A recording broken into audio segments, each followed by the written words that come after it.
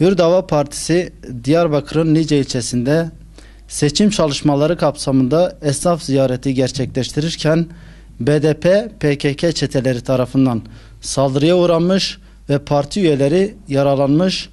Bir gün sonra ise Van'ın Çaldıran ilçesindeki Hür Partisi'nin binası molotoflu saldırıya uğramıştır. Bölgemizi eski karanlık günlere götürmek isteyen çevreler emellerine ulaşamayacaklardır. Çünkü Müslüman Kürt halkı bu oyunları yıllar önce yaşadığı gibi artık bu tür kirli oyunlara mahal vermeyeceklerdir. Ellerini ovuşturanların oyunlarını dindar bölge halkı Allah'ın izniyle bozacaktır. Herkes şunu çok iyi bilmelidir ki dinine sımsıkı bağlı olan bu halk hassas olduğu konularda bu alçak zihniyete gerekli cevabı zamanı geldiğinde verecektir.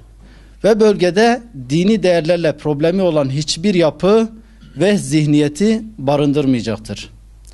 Yapılan saldırılarda faillerin açıkça görüntülenmesine rağmen herhangi bir işlem yapılmaması, faillerin yakalanmak istenmiyor mu sorusunu akıllara getirmektedir.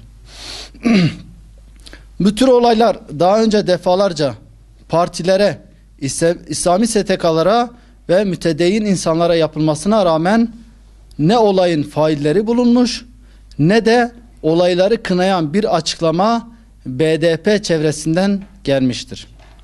Bu saldırıyı yapanlar eğer bölgenin ve bu halkın selametini düşünüyorlarsa kaos çıkarmaktan ve tek parti zihniyetinden vazgeçmelidirler.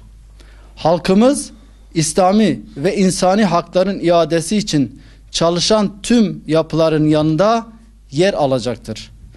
Faillerin en kısa zamanda ortaya çıkarılmasını temenni ediyor, huzur bozan zihniyeti şiddetle kınıyoruz.